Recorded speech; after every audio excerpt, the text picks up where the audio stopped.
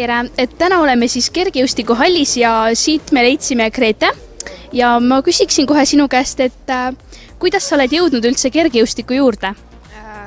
Tegelikult ma käisin põhikoolis Kilingi-Nõmme gümnaasiumis ja nüüd ma olen nii-öelda põhikohaga, elan Pärnus enam-vähem sügise algusest, aga ma arvan, et see oli teine klass minu mäletamist mööda, et mul vend käis esimesest klassist alates kergejõustikust, ta on minust 2 klassi kõrgemal, ehk siis hetkel 12. mina olen 10.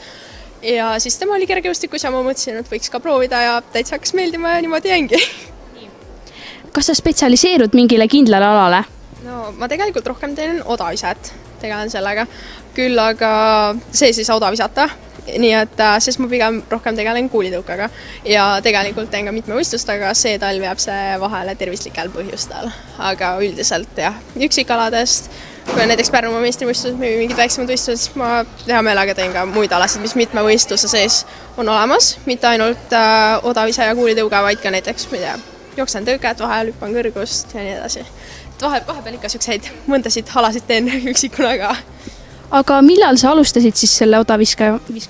Ma nüüd täpselt kindlat vastust ei oska öelda. Ma arvan, et see oli kuskil äkki 4. klass, 5. klass, midagi sihukest, sest et ma tulin 5. klassi poole pealt, olin Pärnu trenni, ehk siis Altjusesse, ja siis ma juba olin 50, või isegi 3. klass, 3.-4. klass, ma arvan, et odaga hakkasin tegelema. Ja kuuliga hakkasin ma põhjalikumalt tegelema, siis kui ma siia trenni tulin, ehk siis ongi umbes 5. klassi poole pealt, siis mul saab 5 aastat umbes täis, oda olen natuke rohkem viskanud. Aga kas sa proovisid ennem ka mõndasid teisi spordialasid?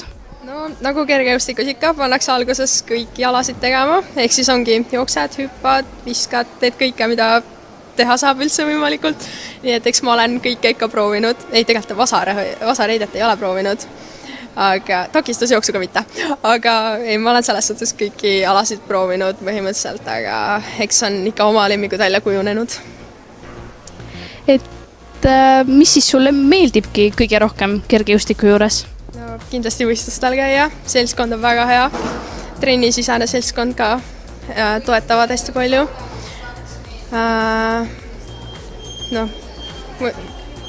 Meeldib kindlasti see, et ma saan nagu areneda, saan tulemusi parandada, loob mingeid eesmärke, see on mille poole püüelda ja ongi üldine seltskond lihtsalt väga hea.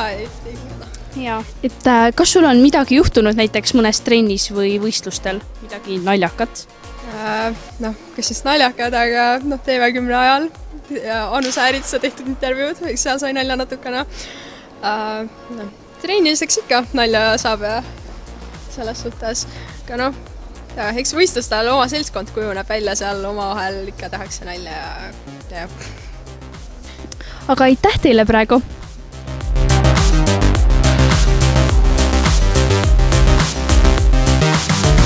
Ja nüüd on siin siis Katrin, Kärlin. Ja ma küsiksingi teilt siis kohe alguses, et kuidas te üldse olete jõudnud kergejõustiku juurde? No mind on veetud juba väga noorest peale igasugustele jooksudele ja kõik need massiüritused, mis need on olnud ja see oli kuidagi nagu siuke sujuv ületulek lõppkokkuvõttes.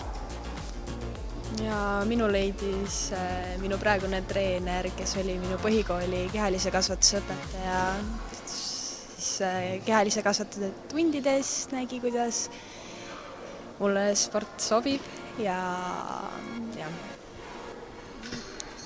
Aga millal te alustasite üldse kergejõustiku ja oma spordialaga?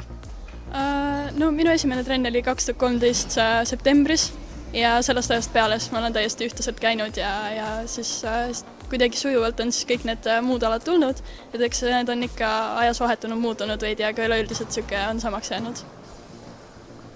Mina alustasin 2. klassis ja siis oli vahepeal väike paus ja siis sattusin uuesti kergejõustiku juurde. Aga mis on üldse teie selline spordiala, millega te tegelete kõige rohkem? Põhiliselt ma olen tegelenud sprindialadega, selline ongi 60-100 meetrit, 200 meetrit, aga viimasel ajal on üha enam tulnud ka juurde siis kaugushüppe näituseks. ja hästi-hästi põnev, et ongi, et kogu aeg ei ole üks sama ala, et ongi niisugust vaheldust. Minu põhialadeks on teivashüpe ja tõkkejooks. aga mis on teie senine parim tulemus siis teie alades? Ilmselt võib võtta niimoodi, et 21. aasta siis suvel jooksime teatejooksu-tiimiga ja võitsime siis enda vanuseklassis 2 kuldmedalit. Ja ma arvan, et see võib kindlasti olla siis kõige parem tulemus siiani.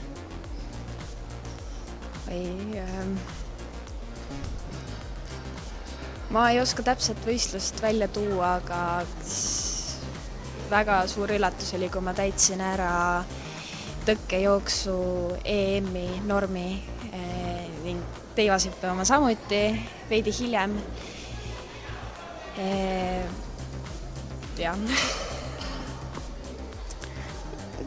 Kas Pärnu on noortele üldse hea koht sportimiseks teie arust?